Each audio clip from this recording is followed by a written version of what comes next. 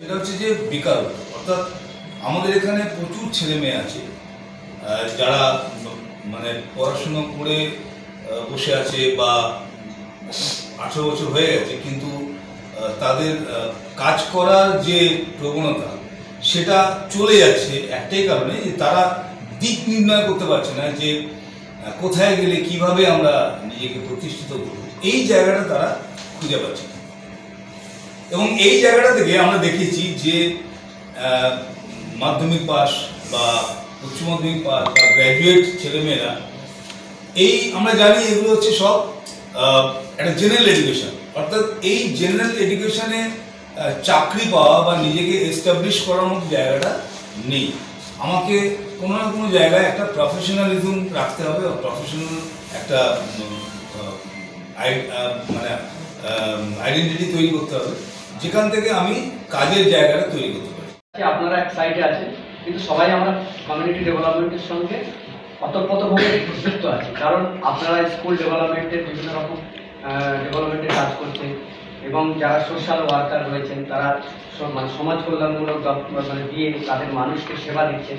সবাই কিন্তু আমরা আমাদের উদ্দেশ্যটা কিন্তু একটাই, যে কমিউনিটিকে ডেভেলপমেন্ট কীভাবে করা যায়, আরও কীভাবে সেটাকে আরও মানে জায়গায় নিয়ে এসে একটা সুন্দর পরিবেশ তৈরি করা। হেলথের ব্যাপারে বাবু যেটা বললো সেটা আমি এখানে অ্যাড করলাম, যে একটা প্রোগ্রাম আমাদের যদি শরীর স্বাস্থ্য যদি মানে না থাকে, সুস্থ না থাকে, আমরা যতই কাজ করি না কেন সব দিয়ে তখন আমরা একটা জায়গায় গিয়ে আমরা আমাদের লসে রান করি। ঠিক আজকে এই প্রোগ্রামটার গুরুত্বপূর্ণ হচ্ছে আমাদের লোকাল অ্যাডভাইস যে কমিটি আপনাদের আজকে যে ডাকা হয়েছে, আপনারা বিভিন্ন প্রতিষ্ঠান থেকে এসেছেন, বিভিন্ন গভর্নমেন্ট সেক্টরের সঙ্গে যুক্ত আছেন, বিভিন্ন এনজিওর সঙ্গে রয়েছে, বিভিন্ন সেক্টরে, এবং আপনাদের কাছে আমাদের যে বক্তব্যটা আমরা নিতে চাইছি যে আপনাদের একটা কেউ বিউটিশিয়ান কোর্স করে নিজেরা করছেন, এটা আমি পেয়েছি সুফল ওনাদের থেকে।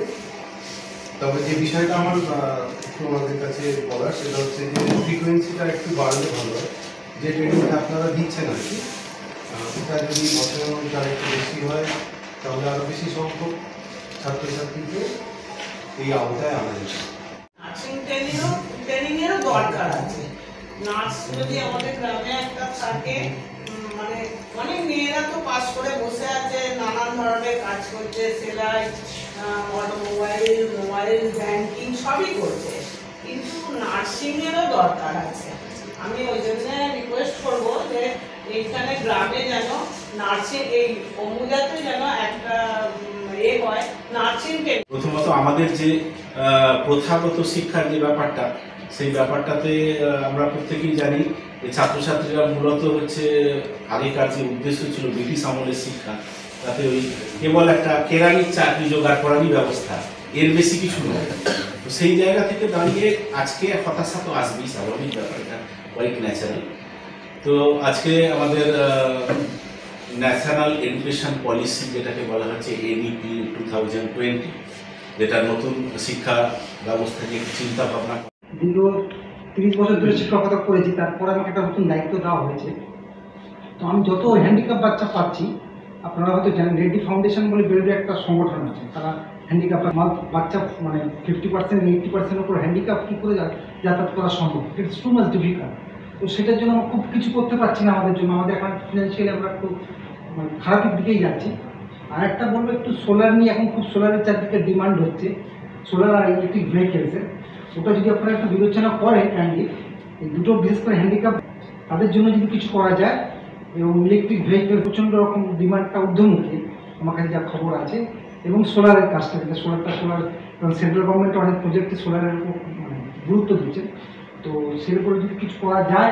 স্কুলের প্রধান শিক্ষক স্যারও একটা এইচএস স্কুলের প্রধান শিক্ষক, আর স্যার বলে গেলেন ভোকেশনাল স্ট্রিম হিসাবে সরকারি তরফে প্রত্যেকটা এইচএস স্কুলকেই প্রায় দিয়ে দেওয়া হবে, এবং আমাদের 2019 সাল, স্যারের মনে একটু আরও আগে থেকে 17-18 সাল থেকে চলছে দুটো করে স্ট্রিম। আমার স্কুলে যেটা সেক্টর বলা হচ্ছে এদেরকে, একটা হচ্ছে অ্যাপারেল অর্থাৎ আমাদের সেলাই মেশিন যেটা নিয়ে বলছে, আর একটা হচ্ছে রিটেল অর্থাৎ খুচরো ব্যবসা।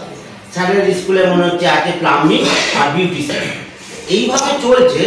আর কৌশিকবাবু বলেই গেলেন সরকারি তরফে অনেক স্কিম স্কুলে বা যে কি তার একটা ভাবনার মতন চিন্তা আছে, না আমার যে শরীর ক্ষমতা, আমি হার্ড ওয়ার্ক করতে পারবো না, আমি কাস্টমার কেয়ারে করতে পারবো না, ফোন অ্যাটেন্ড করতে পারবো না, আমি হয়তো অতটা হিসেব করতে পারবো না, ঠিক আছে, আমি ওই কাঁচি শরীর চালাতে পারবো, এরকম একটা কাজ হলে ভালো, সবাই হালকার দিকে যেতে, ঠিক আছে। এই জায়গাটায় এই যে 15-16 খানাতে একটা প্রজেক্ট, ওই মধ্যে থেকে তুমি বেছে নাও কোনটা তুমি নেবে, এটা সব থেকে ভালো একটা জায়গা। সম্পর্কে আমি আর কিছু বলছি না, আপনারা অনেক বলে ফেলেছেন। তবে ওই যেটা এই বলতে চাইছিল স্কিলড আর আনস্কিলড লেবার, বিদেশের সাথে আমাদের যেখানে ভারতবর্ষের যেটা তফাৎ, ভারতবর্ষে বড় বড় ফ্যাক্টরি হচ্ছে না কেন, তো সেটা একটা কারণ হচ্ছে স্কিলড আর আনস্কিলড যারা আসবেন, তারা এখানে যদি স্কিলড লেবার না পান তারা তো অন্য জায়গায় যাবে, তো এটা হচ্ছে ফ্যাক্ট। তো যাই হোক, আমার স্কুলে দুটো স্ট্রিম আছে ভোকেশনাল, সেটা হচ্ছে বিউটি অ্যান্ড ওয়েলনেস এবং প্লাম্বিং। তো আমরা প্রথম এই প্লাম্বিং এ আপনারা যেটা বললেন ইন্ডাস্ট্রিয়াল ভিজিট, ওটা করতাম, এখন আর আমরা সেই ইন্ডাস্ট্রিয়াল ভিজিট করাতে পারছি না। বেশি হয়ে যাচ্ছে, যার জন্য অনেক মেয়েরা আসতে চাইছে কিন্তু ওটার জন্য আবার পিছিয়ে যাচ্ছে। আর যেটা শেখানো হচ্ছে কাটিং, তো শেখানোই হচ্ছে টেলারিং এর ক্ষেত্রে, ওটা আরো যদি এখন তো অনেক নিত্য নতুন কাটিং আসছে, ব্লাউজ বলুন, কুর্তি বলুন, ওটা যদি সব রকম নিত্য নতুন যে কাটিং গুলো, ওইগুলো হলে আর একটু ভালো হবে। অ্যাকচুয়ালি আমি এই সম্পর্কে দুটো টেকনিক্যাল সাইড যেটা আছে সেটার ক্ষেত্রে আমরা অটোমোবাইল, 2 হুইলার এবং 4 হুইলার ট্রেনিং দিই। এছাড়া মোবাইল রিপেয়ারিং এর সফটওয়্যার হার্ডওয়্যারের টোটালটা আমরা দিই। এছাড়া সেলাই মেশিন অপারেটরের একটা হার্ডকোর ট্রেনিং আছে। এছাড়াও আমাদের আদার্স যেগুলো আছে সেটা হচ্ছে বিউটিশিয়ান আছে, অ্যাডভান্স এবং বেসিক দুটোই চলে আমাদের এখানে। আমাদের কাস্টমার কেয়ার এক্সিকিউটিভ, এবং বর্তমানে আর একটা আমরা নতুন কোর্স ইন্ট্রোডিউস করেছি যেটাকে বলা হয় business correspondent and business facilitator. এটা বেসিক্যালি ব্যাংকিং সেক্টর এবং ফাইন্যান্স সেক্টরের সঙ্গে যুক্ত। এই কোর্সগুলো আমাদের এখন চলছে। আর একটা চলছে অবশ্য অটোমোটিভ সেলস অ্যাসিস্ট্যান্ট, যেটা অটোমোবাইলের ওপর সেলসের একটা পার্ট, খুব ভালো পার্ট আছে, যেটা নিয়ে আমরা কোর্সটা চালাচ্ছি। এটা হচ্ছে যে যারা ধরুন বেসিক অটোমোবাইলটা করেছে বা যারা কাজ করছে তাদের জন্য আমরা একটা ইলেকট্রিক্যাল ভেহিকলস এর উপর একটা কোর্স চালু করেছি, যেটাতে তারা আরো ভালো জায়গায় আমাদের পোস্টিং করতে সুবিধা হচ্ছে। এখন বেসিক্যালি আমরা দেখেছি অটোমোবাইল, মোবাইল, ব্যাংকিং এর যেটা BCBF যেটা আমরা বলছি, তারপরে আপনার সেলাই মেশিন অপারেটর, এগুলোতে অনেক বেশি ডিমান্ড আছে এবং ভালো কাজে চলছে। সব কোর্সগুলোই আমাদের 3 মাস হয়, কিন্তু একমাত্র অটোমোবাইল যে 4 হুইলার যেটা আছে সেটা ওটা 6 মাসের একটা কোর্স হয়। ক্রাইটেরিয়া হচ্ছে আপনার প্রত্যেকটা ক্ষেত্রেই আমাদের যোগ্যতা যেটা সেটা ক্লাস 8 থেকে শুরু করে গ্র্যাজুয়েশন অবধি এই কোর্সগুলোর যেরকম ওয়েটেজ সেই অনুযায়ী সিলেক্ট করা হয়। এবং এখানে ফার্স্ট কাউন্সিলিং হবে, কাউন্সিলিং এ যদি সে কাউন্সিলিং প্রসেসটা প্রপারলি প্রসিড করতে পারে বা এগোতে পারে তাহলেই আমরা তাকে ট্রেনিং এর পার্টে নিই। সব মিলিয়ে আমাদের এখানে প্রায় 7টা কোর্স হচ্ছে। পরবর্তী দিনে আমার আরো একটা কোর্স আনার চেষ্টা চলছে এবং আরো 2-1টা জায়গায় আমাদের সেন্টারও খোলার চেষ্টা চলছে। এবং যেটাই আমরা দেখবো যে মার্কেটে অ্যাভেলেবিলিটি আছে জবের বা কাজের অ্যাভেলেবিলিটি আছে, সেই অনুযায়ী কিন্তু আমরা এই কোর্সগুলোকে চালু করব। 2 হুইলার যারা যদি করতে চায় তাহলে তাদের মিনিমাম যোগ্যতা ক্লাস 10 পাস হতে হবে। যেমন সেলাই মেশিনের ক্ষেত্রে ক্লাস 8 পাস হলেও চলবে। আবার BCBF যেটা ব্যাংকিং সেক্টরে যেটা, সেটা হলে মিনিমাম গ্র্যাজুয়েশন লাগবে। মোবাইলের ক্ষেত্রে হলে মিনিমাম ক্লাস 10 পাস হতে হবে।